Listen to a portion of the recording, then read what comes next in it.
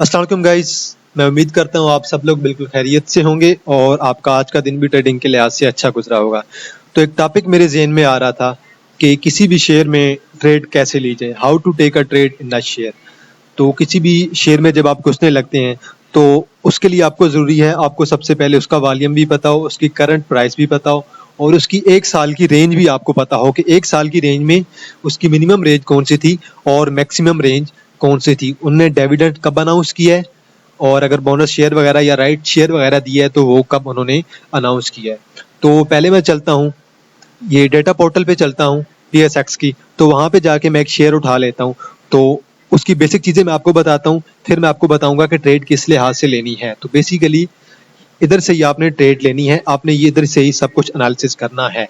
मैंने यहाँ पे एक शेयर निकाल दी है Engro polymer and chemical limited, जिसकी करंट प्राइस है 43.97। अगर एक मंथ में इसे देखा जाए तो ये कहाँ तक इसने लो किया है और कहाँ तक इसने हाईएस्ट किया है। एक महीने में इसका जो लो था वो था 42.25 पे और इसका जो हाई था वो था 46.07। तो ये थी इसकी एक मंथ की रेंज। तो एक मंथ में ये 42 से 46 रुपए तक जा सकता है और अभी 43 पे, ये बात आपने ज़हन में रखनी है।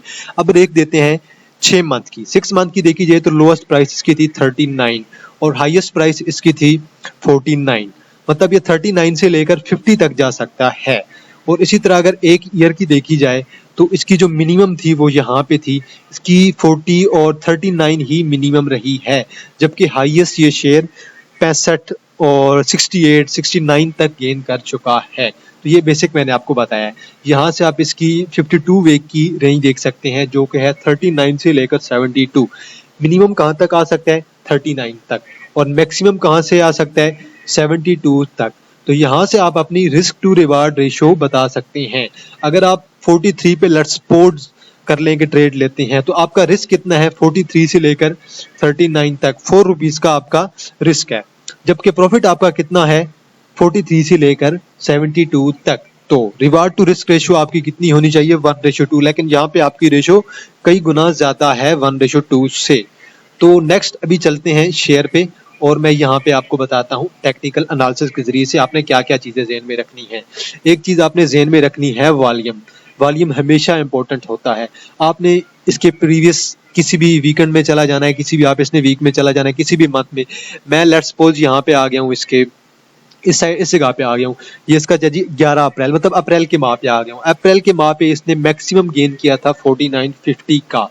तो फिर उसके बाद डिविडेंड लगा, डिविडेंड की वजह से हमेशा जो होता है कि वो कीमत गिरती है और प्राइस इसने वाकई ड्रॉप हुई है। तो उस दिन अगर वॉल्यूम देखा जाए जो ही प्राइस डाउन हुई है तो इससे वॉल्यूम पड़ा है तकरीबन 4 मिलियन। ठीक है, तो इससे पहले इसे वॉल्यूम इतना पड़ा था 3 मार्च को, मतलब मार्च से लेकर और अप्रैल, और नेक्स्ट जो वॉल्यूम इसे पड़ा था 3 मार्च को, इसे वॉल्यूम 4 मिलियन 5 मिलियन पड़ा था, उसके बाद इसे 4 मिलियन पड़ा है 17 अप्रैल को। तो ये 1.5 माह का तकरीबन दरमियान में टाइम आ रहा है। 1.5 माह के बाद इसे इतना वॉल्यूम पड़ा है। क्यों पड़ा है? क्योंकि यहाँ पे बहुत ज्यादा डाउन गया है। और वॉल्यूम कितना पड़ा है डाउन पे 4 मिलियन। तो नॉर्मल वॉल्यूम इसके डाउन पे से 4 मिलियन 5 मिलियन पड़ रहा है। तो अब आगे आ जाएं तो यहाँ पे ये डाउन हुआ है, इस पे वॉल्यूम कितना पड़ा है 1.86 मिलियन, यहाँ पे 1 मिलियन, लगातार ये डाउन गया है यहाँ पे एक स्लोप में। तो लेकिन इस पे वॉल्यूम अभी भी इतना खासा नहीं पड़ा। तो यहाँ पे ये देखें, मैं एक लाइन ड्रा कर लेता हूँ तो आपको आइडिया हो जाएगा। तो यहाँ से ये लाइन ड्रा करें यहाँ तक जो भी इसका डाउन ट्रेंड गया है तो इससे इतना खास वॉल्यूम इससे जितना पड़ना चाहिए था उतना वॉल्यूम यहाँ पे नहीं पड़ा। जबकि यहाँ पे देखें, यहाँ पे इसने जब गेन किया है यहाँ से लेकर 42 से इसने गेन किया है 46 तक, तो इसे वॉल्यूम कितना पड़ा है 6 मिलियन का। अब उसके बाद यहाँ पे देखें, जो ही जैसे जैसे ये गिरता गया है यहाँ से लेकर यहाँ तक लगातार ये ड्रॉप हुआ है। यहाँ से 7 से 8 सेक्शन में ये रेगुलर तौर पे ड्रॉप हुआ, मतलब एक वीक कर लें, एक वीक ये रेगुलर ड्रॉप हुआ है। क्योंकि ये चार्ट है, ये डेली बेस का चार्ट है, एक दिन का चार्ट है डेली बेस का। तो ये रेगुलर तौर पे यहाँ तक ड्रॉप हुआ है। तो आपने वॉल्यूम को ज़हन में रख लिया है कि यहाँ से एक्यूमुलेशन स्टार्ट हुई है। और एक्यूमुलेशन कहाँ से स्टार्ट हुई है जी? एक्यूमुलेशन स्टार्ट हुई है 44 से और अभी आ गया 43 पे। 44 से लेकर 43 तक एक्यूमुलेशन होती रही है, लोग इसे एक्यूमुलेट करते रहे हैं। उस दरमियान में ये ऊपर भी गया है और थोड़ा सा ऊपर भी गया है, लेकिन ओवरऑल ट्रेंड इसका क्या रहा है, नीचे रहा है। तो यहाँ पे एक्यूमुलेशन हुई है। तो बेसिकली मैंने यहाँ पे कुछ ट्रेंड लाइंस बनाई हुई है। ये ट्रेंड लाइन देखें, ये शो कर रही है, ये बेसिकली ये जो मैंने बैंड बनाया हुआ है ये बुलिंजर बैंड है, और ये इसकी मिड लाइन है, मिड बैंड है, और ये इसका लोअर बैंड है। अभी भी अगर देखा जाए तो इसकी जो प्राइस है, जो कैंडल बनी है, वो बुलिंजर बैंड के ऊपर पड़ी है। इसका मतलब ये अभी तक इसे थोड़ा नीचे आने में टाइम लग सकता है। तो एक्सपेक्टेड ये है कि ये यहाँ तक 40 तक आ सकता है। लेकिन अगर 40 तक नहीं आता तो आपने क्या करना है, एक पॉलिसी इख्तियार करनी है। जब ये 43 पे आ गए, आपने यहाँ पे कुछ बाइंग कर लेनी है। 42 पे आता है, कुछ और बाइंग कर लेनी है। 40 पे आता है और बाइंग कर लेनी है। अगर 39 को टच करता है और बाइंग कर लेनी है। तो जब यहाँ तक, लेट्स सपोज अगर ये यहाँ तक पहुंचता है, यहाँ तक पहुंचा है, उसके बाद इसने दोबारा गेन लेना है। 46, 48 और 50 तक जब जाएगा तो आपने सेल करना है, और सेल भी इसी तरह ही करना है। 46 पे पहले आपने सेल करना है, फिर कुछ वॉल्यूम 48 पे करना है, और जो नेक्स्ट आपके पास थोड़ा सा वॉल्यूम होगा वो आपने 50 पे गेन करना है। तो प्रॉफिट भी आपने ऐसे पॉइंट्स के साथ लेना है, मार्जिन के साथ लेना है। पहले थोड़ा प्रॉफिट, पहले ज्यादा प्रॉफिट ले लेना, फिर थोड़ा सा प्रॉफिट, और फिर थोड़ा सा प्रॉफिट। अब बात करते हैं स्टॉक की, बात करते हैं। जब स्टॉक, अब देखें इसका पहुंचा हुआ है 38 पे। स्टॉक जब 40 से होता है, 60 के दरमियान होता है, तो तब हम मोस्टली ट्रेड लेते हैं। ट्रेड तब ली जाती है स्टॉक पे जब 40 पे हो। अब अगर ये स्टॉक 40 पे जो ही जाएगा और ट्रेंड शो कर रहा हो कि ऊपर की तरफ जाएगा, तो तब ट्रेड लेनी चाहिए। करंटली देखें, ये है अभी 38 पे है, तो ये शो कर रहा है कि इसने 20 पे जाना है। 20 पे भी बाइंग करते हैं। इस लेवल पे देखें, यहाँ पे जब ये नीचे आया था, सबसे ज्यादा बाइंग यहाँ पे हुई थी, और यहाँ पे भी देख लें, यहाँ पे नीचे गिरा था, लेकिन ये रेगुलर तौर पे गिर रहा था, इसलिए यहाँ पे कुछ ज्यादा बाइंग नहीं बनी। क्योंकि एक तो एंग्रो के कुछ हालात बुरे चल रहे हैं, एंग्रो कारपोरेशन की इस वजह से, और फिर उसका इफेक्ट जो होता है एंग्रो की सारी कंपनीज पे भी पड़ रहा है। तो यहाँ पे देखें, जब ये डाउन हुआ है, उसके बाद यहाँ पे ऊपर गया है तो भी वॉल्यूम पड़ा है, जब नीचे गया तो भी वॉल्यूम पड़ा है। तो वॉल्यूम मेन फैक्टर है, तो आपने वॉल्यूम को जरूर जेन में रखना है। स्टॉकेस्टिक को आप देख लें, वो अभी 37 पे है। स्टॉकेस्टिक जब 20 पे जाएगा आपने बाइंग करनी है। तो मेरे ख्याल से यहाँ पे इस तरह आएगा। मैं यहाँ पे लाइन ड्रा करने की कोशिश करता हूं जी। यहाँ से यहाँ इसने दोबारा नीचे की तरफ आना है।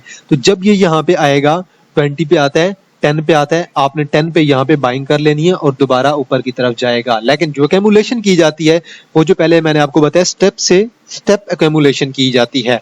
नेक्स्ट, अगर वॉल्यूम मैंने आपको बता दी। आरएसआई की बात की जाए तो आरएसआई और स्टॉक में ज्यादा फर्क नहीं होता, लेकिन फिर भी कुछ हद तक फर्क होता है।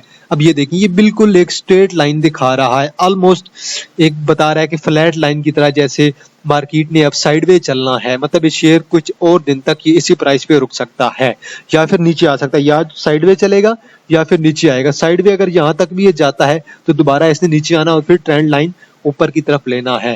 तो अब ये कैलकुलेशन आप यहाँ पे कर लें। तो जैसे ही आरएसआई आपका 30 को टच करता है, 20 को टच करता है, 25 को टच करता है, आप बाइंग स्टार्ट करते हैं, कैलकुलेशन स्टार्ट करते हैं। तो ये बेसिक तरीका है कि आपने बाइंग किस तरह से करनी है। और आरएसआई के बारे में एक और चीज आपको बताता चलूं, जब आरएसआई रेगुलर तौर पे गिर रहा होता है, जैसे यहाँ पे देखें, आरएसआई यहाँ पे गिर रहा था, आरएसआई 20 पे था, 29 पे था, और आरएसआई यहाँ से गिरता गया है। जब 20 से नीचे या 29, 30 से नीचे जब आरएसआई रेगुलर तौर पे गिर रहा हो, तो वहां पे बाइंग बिल्कुल भी नहीं बनती है। जब आरएसआई ऊपर की तरफ मूव करने की कोशिश कर रहा हो, वहां पे बाइंग करती है। यहाँ पे देखें, आरएसआई ने जब ऊपर की तरफ मूव लिया तो यहाँ पे बाइंग बनती है। लेकिन ये पीएसएक्स है, यहाँ पे कुछ पता नहीं चलता, कंडीशंस डिफरेंट हो जाती हैं, क्योंकि हम न्यूज की बेस पे चलते हैं। तो इसलिए एक्यूमुलेशन का जो तरीका होता है वो बेस्ट रहता है। जो ही थोड़ा नीचे है बाइंग कर लें, और थोड़ा नीचे और बाइंग कर लें। इससे क्या होगा, आपकी जो एवरेज बाइंग होगी शेयर की, वो आपकी अगर 45 की है तो वो 43 पे आ जाएगी, 42 पे आ जाएगी। करंट लेट्स सपोज अभी करंट प्राइस 42 पे है, आपने पहले बाय किया 46 पे, फिर 45 पे, फिर 43 पे, फिर आपने 42 पे बाय कर लिया। अब आपकी जो एवरेज बन जाएगी 43, 44 की बन जाएगी। अब आप 46 पे जाएगा, आप सेल कर दें, या चाहे 50 पे सेल कर दें। तो आज के लिए इतना ही। तो अगर आप किसी और वीडियो, किसी भी टॉपिक पे वीडियो बनाना चाहते हैं, या आपकी नज़र में कोई और ऐसा कोई भी टॉपिक है, कोई भी आपकी नज़र में शेयर है जिस पे टेक्निकल एनालिसिस चाहते हैं या फंडामेंटल एनालिसिस चाहते हैं, आप कमेंट सेक्शन में बताएं। मैं इंशाल्लाह आपके लिए दोबारा वीडियो बनाऊंगा और इसी तरह की वीडियो बनाएगा। तब तक के लिए अल्लाह हाफिज़। आपके साथ दोबारा मुलाकात हो एक नई वीडियो के साथ।